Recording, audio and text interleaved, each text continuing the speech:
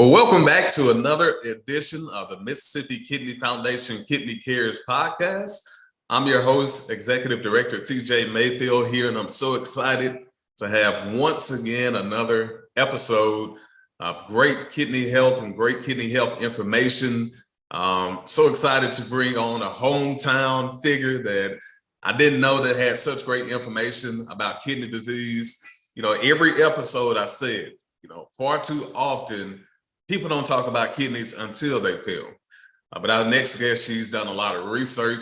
She has a lot of background information about prevention of kidney disease and even educating future nurses in kidney, renal, nephrology, whatever you want to call it. But Dr. Brown, Dr. Jami Brown, of course, she is amazing. You're going to hear throughout this podcast, and I'm so excited. And I'll let her introduce it. You see all the letters at the bottom by her name, so I'll let her go through all of that.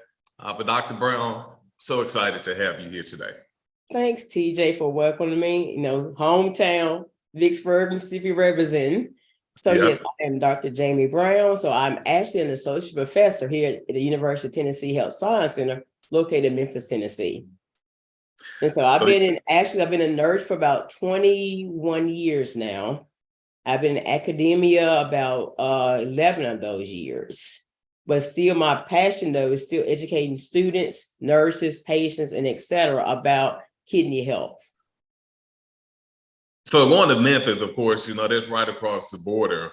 You got South Haven right there, Olive Branch, the whole DeSoto County. But to look at, it's still the South. It's still, close to Mississippi. And before we came on, you talked about, kidney disease and why you're so passionate about it.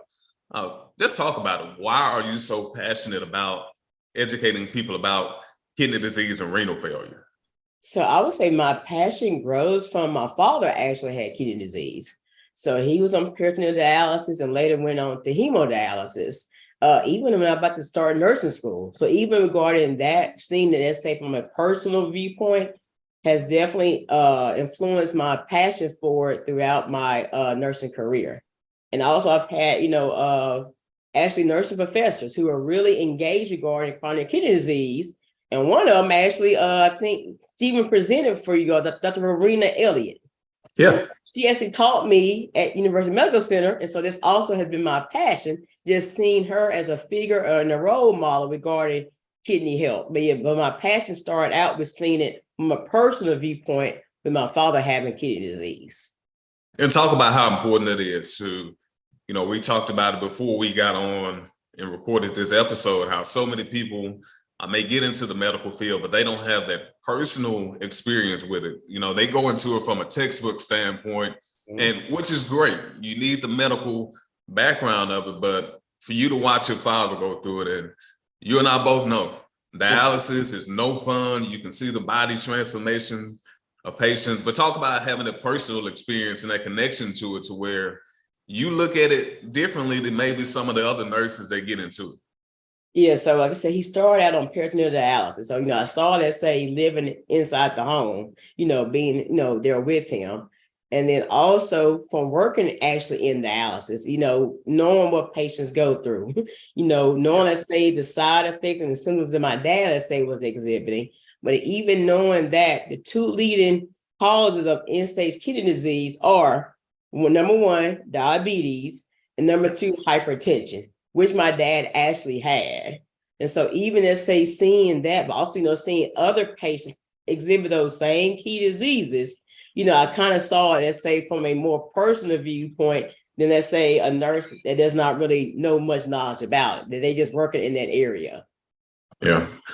And diabetes and high blood pressure, you and I both know a lot of people in the South, especially Black people, have either diabetes or high blood pressure.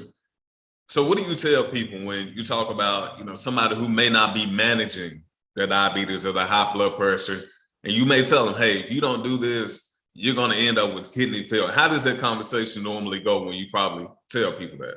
So usually I kind of start out to say, hey, think about, let's say, if you have these two diseases, think about how these diseases can impact your kidneys. you know, your kidneys, your eyesight, you know, the loss of your limb. You might go, let's say, from a toe to maybe, let's say, all the toes, you know, to your foot, to your leg, you know, below the knee, above the knee. So think about, hey, you got to control it before, let's say, it gets too late. Even going to high blood pressure, take your medicines. I mean, in the long run, it's better to take your medicine than not to take your medicines. Watch what you eat. You know, make sure that, say, hey, if you go to the doctor, make sure that you are getting, let's say, your hemoglobin A1C level check to see, you know, how your diabetes, let's say, is being properly managed. Yeah, here with Dr. Brown here on the Mississippi Kidney Cares podcast. All right, so let's talk about kidney health. We talk about some of the factors that lead to kidney failure and end-stage renal, but you know, you are a researcher on kidney disease, and recently you just won an award for your work. So congratulations on that. So proud of what you've been able to accomplish. But talk about some of your research that you've done in regards to kidney disease over the last couple of years. So over the last couple of years, so actually I am the actual editor and also the author of the core curriculum for nephrology, which is part of the American Nephrology Nurse Association, like their big core curriculum. And I actually did the chapter on chronic kidney disease, like what it is, the incidence, the prevalence. So I've done research in that regarding like the background of what CKD is.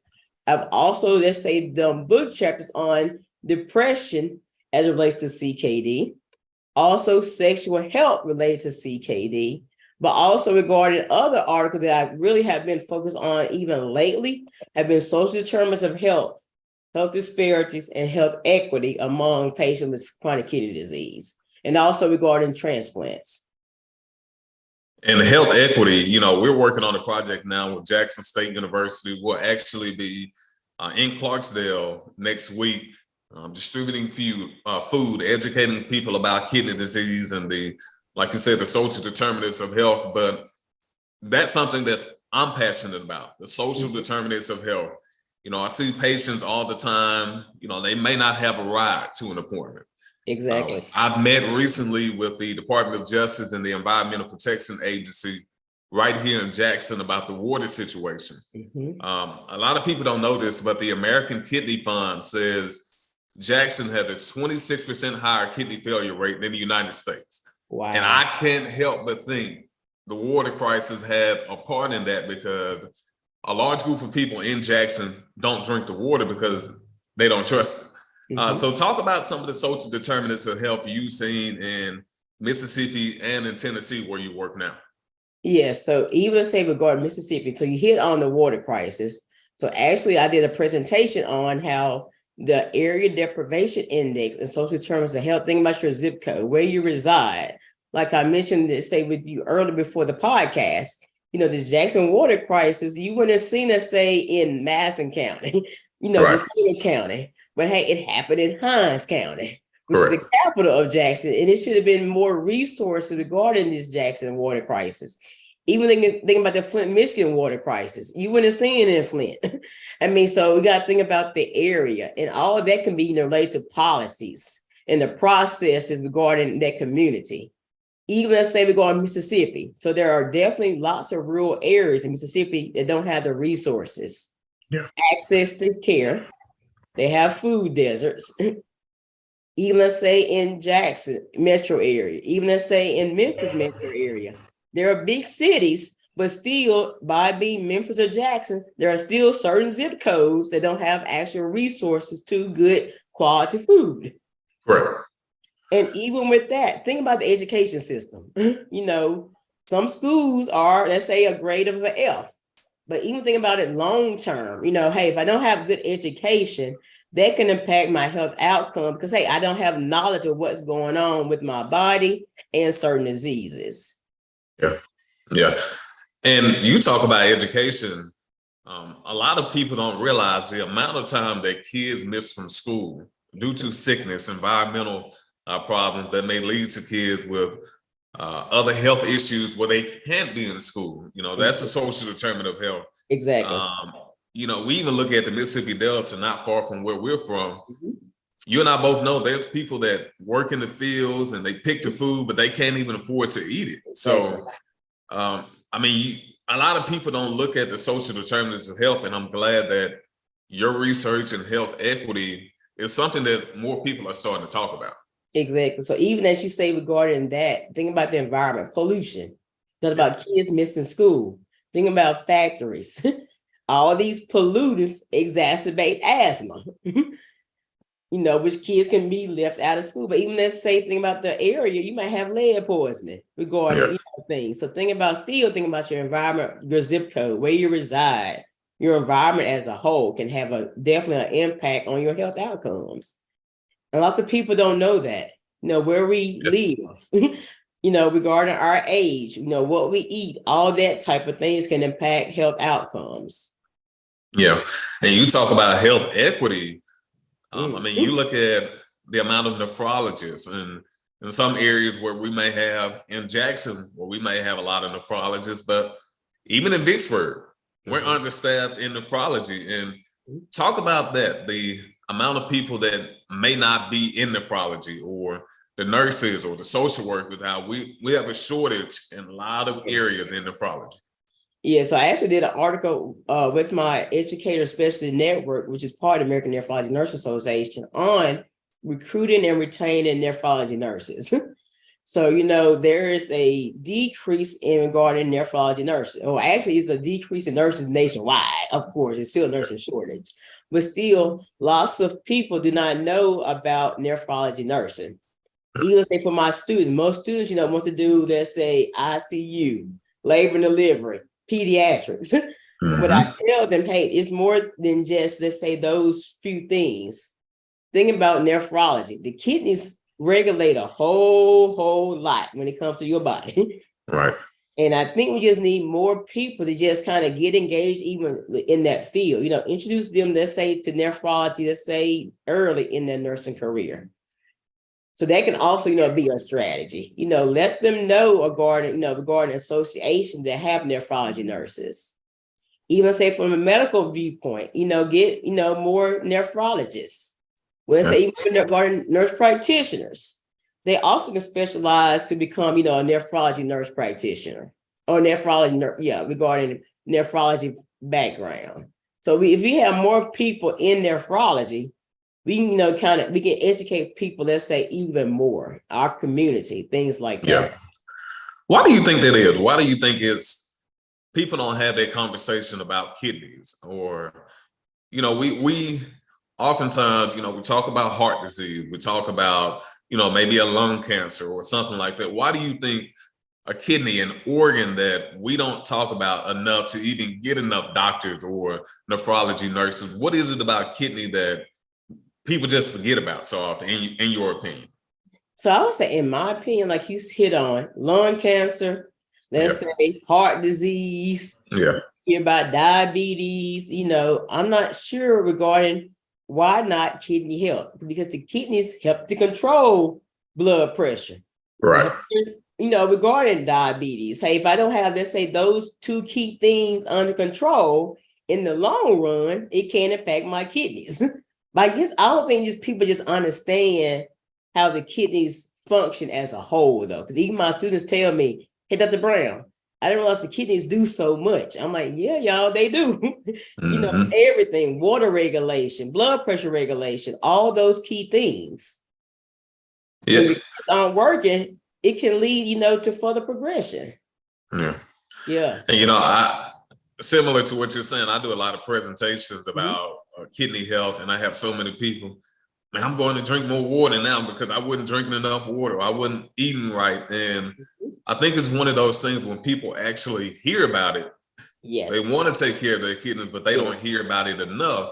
Yes. And, like I said, that's one of the reasons why I wanted to get you, because the information and education that you give to communities and students is something that, like you just said, even your students, they didn't know it. So how are we supposed to expect people that may not have that level of education to know it? Exactly. Yeah. Exactly. Because even it tells you regarding social determinants of health. Somebody say who has a education of less than 12 years of education, they're going to have a higher incidence and prevalence of chronic kidney disease because, hey, they just don't have the knowledge of it. And education is so impactful when it comes to this disease. From this disease to other diseases regarding social determinants of health. So we got to educate people about it. We got to, do health fairs, do health screening, do presentations, educate the community. Because, hey, we got to, especially being from the South, and, and lots of minorities, we're African-American. So we even know regarding that, there's a higher prevalence, a portion of diabetes in our population than those who are non-minorities. Right. Well, here with Dr. Brown here on the Mississippi Kidney Foundation Kidney Care Podcast. It's just so much information flowing from this podcast. You talked about transplant, and of course, I got a transplant that essentially saved my life. But like we said, kidney disease is the 9th leading cause of death in the United States, and you really got 2 options. Yep. You got transplant and dialysis, and for a lot of people, they have to do dialysis to get to transplant. So talk about transplant, and first of all, let's get this out the way. The myths behind transplant, the amount of people that feel like, I want to donate an organ, but if I have a car wreck, they're going to let me die. And again, I tell people all the time, look, I just refuse to believe they're looking at you like, well, I'm going to let him die to give somebody else a kidney. But you're in the medical field. I don't believe it, but I'll let you talk about that for a second. Yeah, I actually do a talk regarding transplantation from the various priority organs like heart, lung, kidneys, pancreas, regarding my students. And even before I talked about all those organs, I addressed those myths. That hey, your funeral, let's say, is not going to be prolonged because you are, regarding getting a transplant or organ donor. Right. They're going to put you to the side and let right. you're an organ donor. No, that's a myth. And we need to address those myths. That way we can have more people to actually donate organs. Yeah. Even on my driver license, it has it, hey, I'm an organ donor because of my passion for kidney disease. Right. Yeah, so I think we just need more education. That's the main thing. Yeah. Get rid of all these myths and what they heard us say in the past, what they family told them, what they grandparents told them, and just get to the facts about organ transplantation. I just thought about something. Do you think that's like a social determinant of health, not trusting the healthcare system for a lot of people to where they're just going to let me die if I get shot, if I have a car wreck? Do you think that's part of the social determinants of health that we see a lot? I could, because that can be a negative social determinants of health regarding health disparities, for sure. Because, we've seen, let's say, how mistrust in the healthcare system, let's say, from the vaccine, people didn't want to get the vaccine because, hey, they had mistrust in the healthcare system. Say regarding African Americans, mistrust in the healthcare system due to what happened, let's say, in the past generations regarding us as African Americans. Right. And so I think even regarding that, let's say if we have more people, let's say, that look like us in healthcare, we can, be more beneficial and communicate to patients that look like us regarding, addressing all these good health outcomes. Yeah. For things that say get worse. Right. Because I look at it, Mississippi, only 39%. Mississippi, of course, we're last in the nation with everything. Right. With organ transplant. So, that's something that, being in this role, like I said, with my personal connection to receiving an organ, I want to get that number raised. And I've been working with a lot of organizations, like you talked about, going to the health fairs, speaking at churches, speaking at schools, trying to encourage more people. But literally everywhere I go, I have the question, if I put this on my driver's license, are they going to let me die? And, I tell them, I don't think they will. I don't suppose they will. But, some people have their own mindset about, surgery or organ donation. So now I just wanted to discuss that because you being a medical professional, I'm quite sure you get that question sometimes too. Yeah. I mean, the students have even asked me that. Yeah. People, lay people have asked me that. I'm like, no, no, it's a myth. Yeah. And we gotta Well, separate myths from facts. That's the right, yeah. right. Well, we look at, I'm not sure if you heard about the Living Donors Protection Act. Have you heard about that one? I've heard about it. I don't know much about it though. I just have heard about it. Well, I think this is also another reason why people don't donate.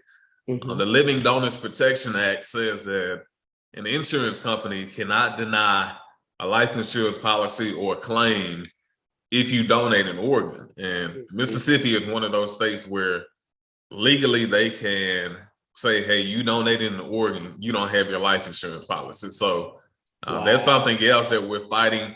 I mean, this is currently in the United States Congress. So Yeah. it's a Wow. national issue that we're fighting against. And um, I know this will probably be something we'll have to talk about off the record or off Mhm. video, but I mean, I'm just looking at so many lives could be saved if we push the legislation and talked about it more, really.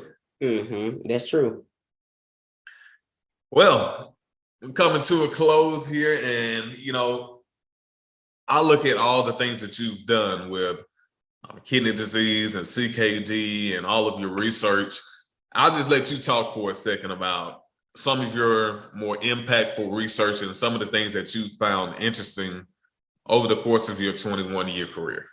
Oh my, okay. So even regarding that, I guess the numbers, like you hit on, 15% of the US actually has CKD. Yeah. So we got to educate people.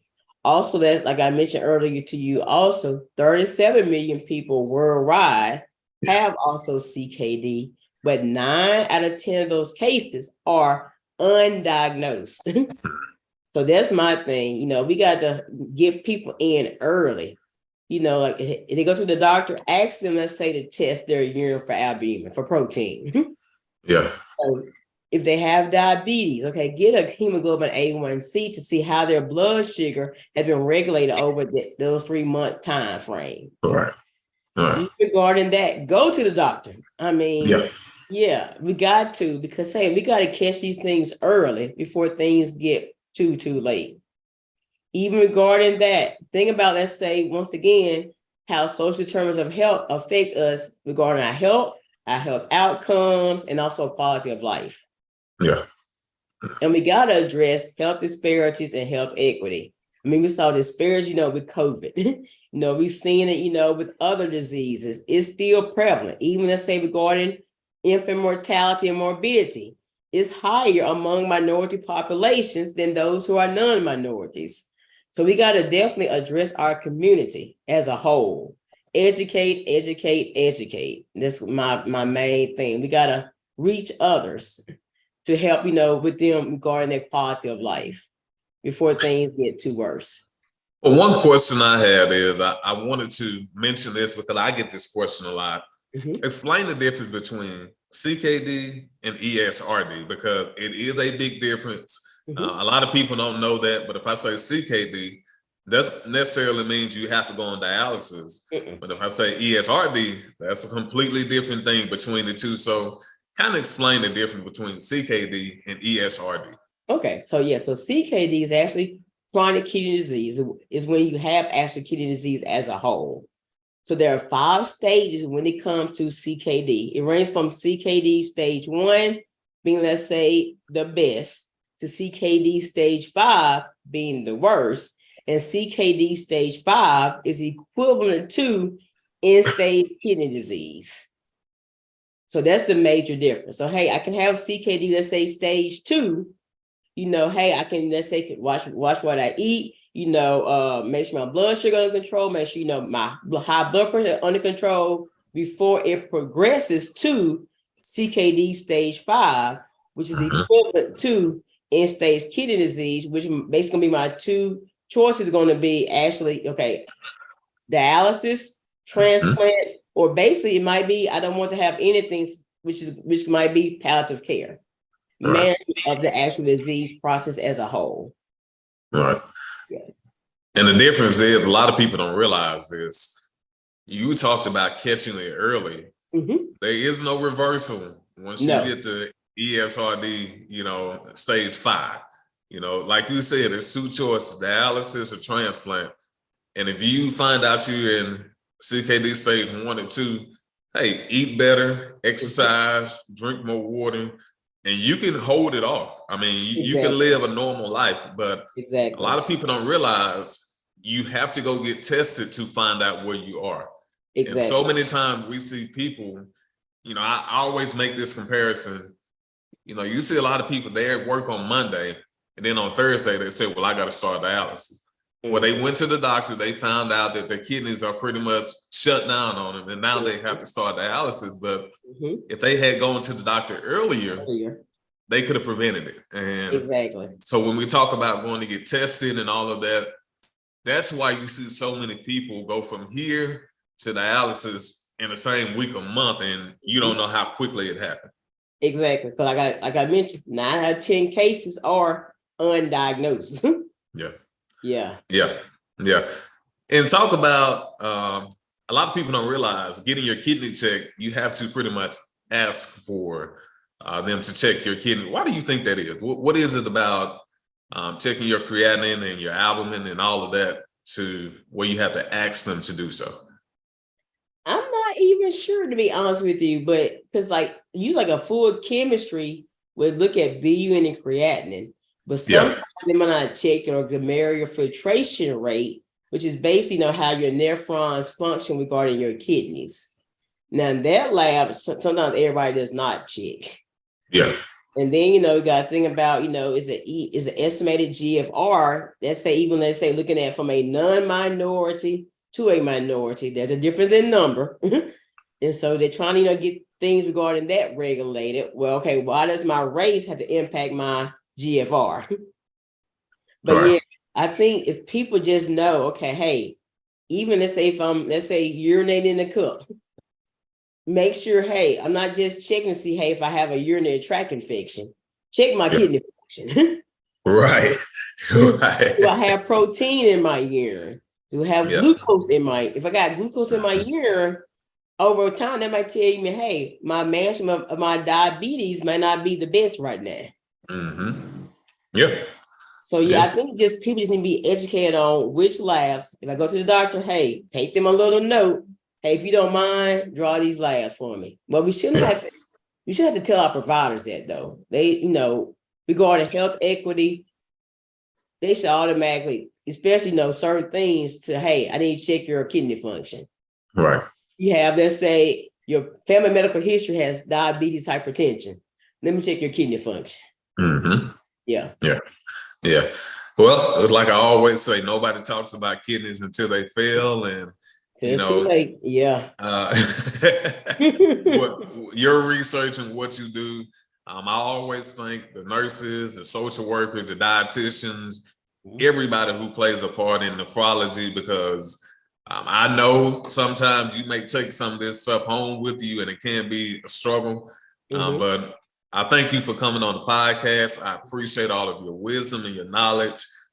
Thank you for all that you do for all the patients and students in Mississippi, Tennessee, all over the world where you present. Congratulations again on your recent award, but looking forward to more of your research and more great things from Dr. Brown. Thanks, TJ. Thank you so much for inviting me. Absolutely. Well, that would do it for this edition of the Mississippi Kidney Foundation Kidney Cares podcast. Stay tuned. We'll be back soon with another episode next week. Thank you.